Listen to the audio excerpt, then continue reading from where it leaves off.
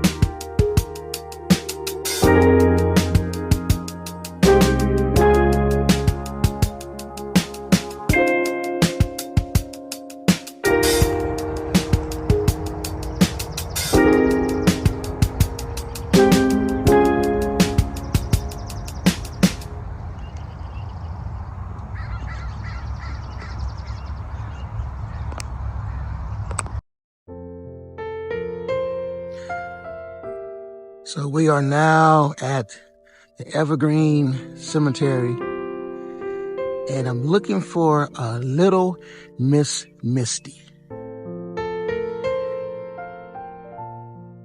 If you haven't already subscribed, go ahead and subscribe. If you haven't already, hit that like button.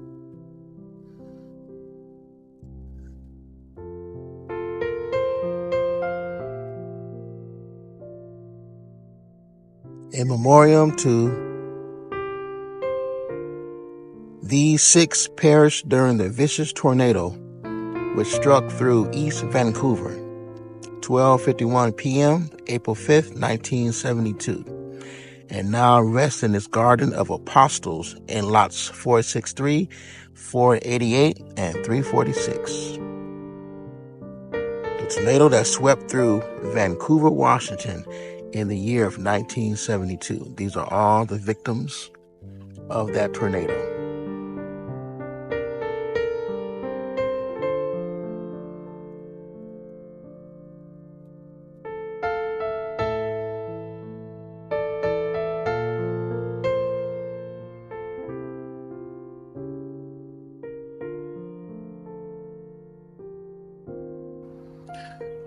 Mr. Wade here and Mrs. Crime. So I'm out here looking for the grave of Miss Misty. Now, it's a tragedy what happened to her back in the year of 1994. She was 11 years old, and a tragedy happened to this sweet 11-year-old little girl. I'm currently looking at the headstones trying to find Mrs. Misty's grave. Hopefully Mr. Wade finds it. So stay tuned, a lot more coming. So we're back again. So, the story behind Miss Misty. Now, she was 11 years old. Now, her tragedy was never brought to justice, which means is they never caught the person responsible for what happened to little Miss Misty. Now, in her earlier years, between the age of 5 until about 11, her dad suicided off the bridge of the I-205 located out in near the Vancouver, Portland area. That was a tragedy for her at a young age. Then they had a family relative that lived in the house that actually got prison time for sexually molesting her at a young age. Damn. So much goes in to her self-esteem and who she is, right? But at the age of 11, she was spoken by her mom and her auntie that said that she was a little girl that likes to fantasize about off adventure lands and having fun and dressing up as a princess, and as every normal little girl does up until the age of however old. Her mom was a single mom, so she had to work on her own and work at night. So that left 3 of her children by themselves. So in the apartment complex they stayed at, apparently a male individual climbed in through the bathroom window.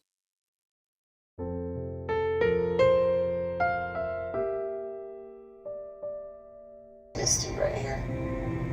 Kelly Carlson, and I'm Misty's aunt.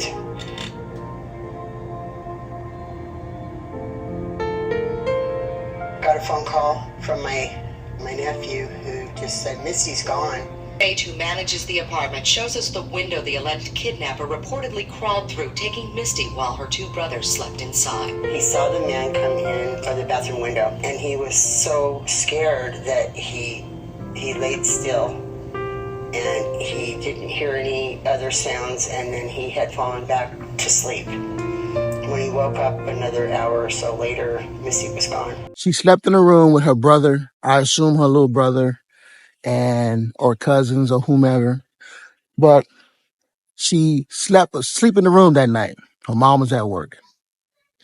This man climbed into the bathroom window, not bedroom, but bathroom window.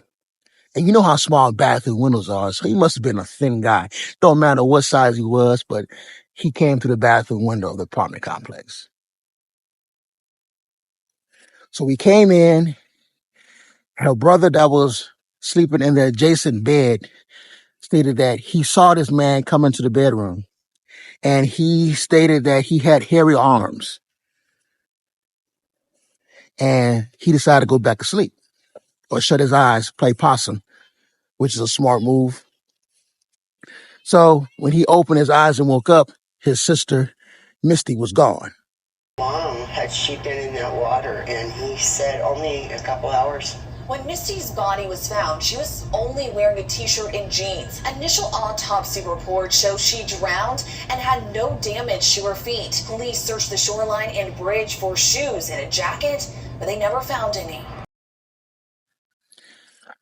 Now to think that all these tragedies that happened to this little girl, from her father committing suicide off the I-205 bridge, from a family relative molesting and sexually touching her at a young age.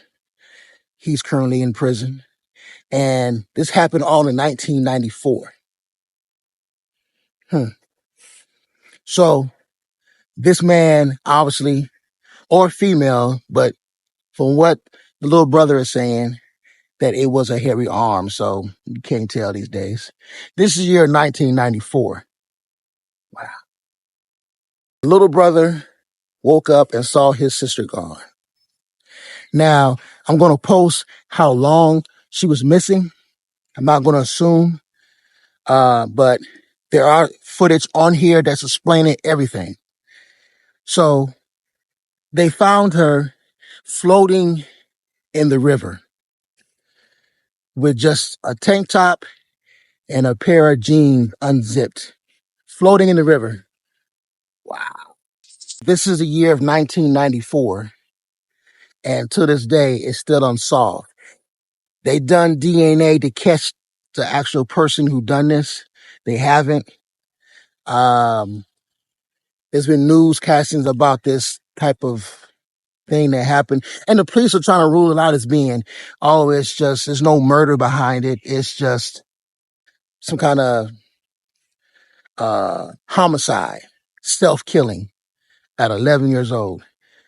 She gonna leave the house. Even though the brother is stating that the man snuck into the window, they seem to go around that fact.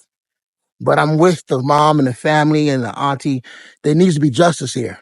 And there's no justice. All these years, they claim they've been looking DNA, because DNA progressed since that time, and they haven't found anything yet. Wow.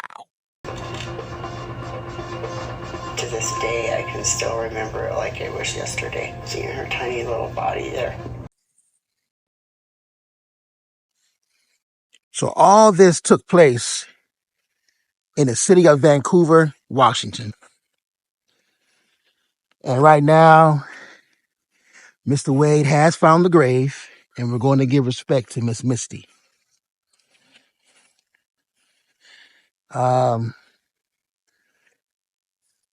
I've been getting a little emotional over these children being murdered by these people, especially this one. Whether it's a male or female, whoever done it, the fact is, you were serious enough to go through the window they saying that he or she came in the window with a hairy arm, of course, and stole some things. It was a robbery, but later on decided to take Misty with him. Wow. Crazy, right?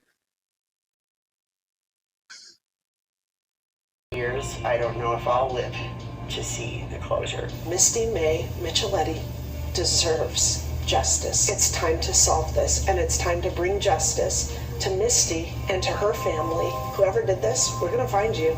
Till this day, they have don't want to say victory, but no judgment or no paperwork or no justification or justice for the family of capturing this person. He or she is still out here, and wow. So we're going to her headstone right now. Miss Misty, stay tuned. This is a headstone of little Misty M. Micheletti, daughter of Shelley Cleave, 1982 to 1994. Families are forever. This is an unfortunate headstone of Misty M. Micheletti, daughter of Shelley Cleave, the year of 1982 to 1994.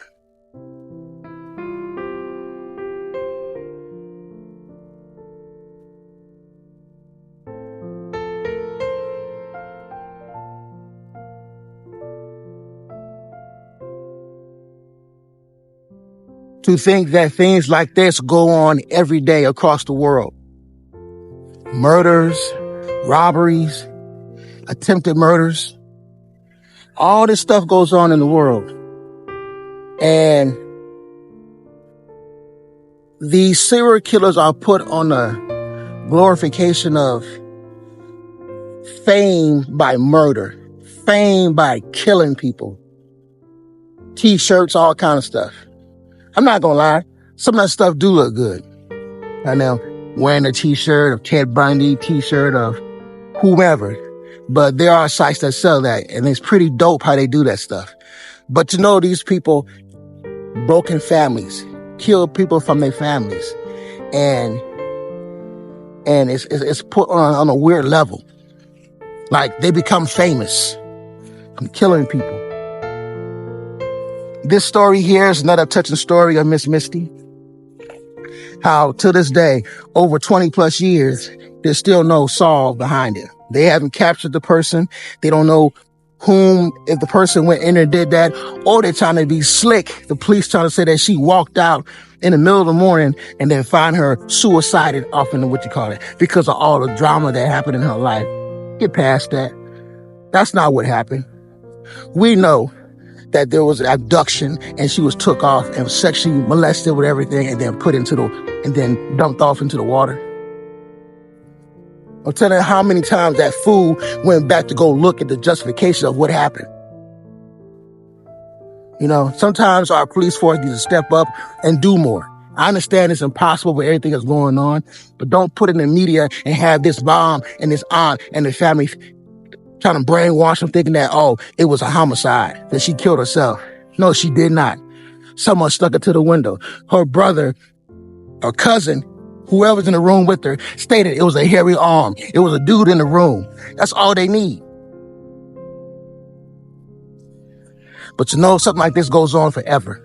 It's not going to change. A rotating circle, 24 hours a day, across the United States, out of the United States. Something right now is happening right now as Mr. Wade is speaking.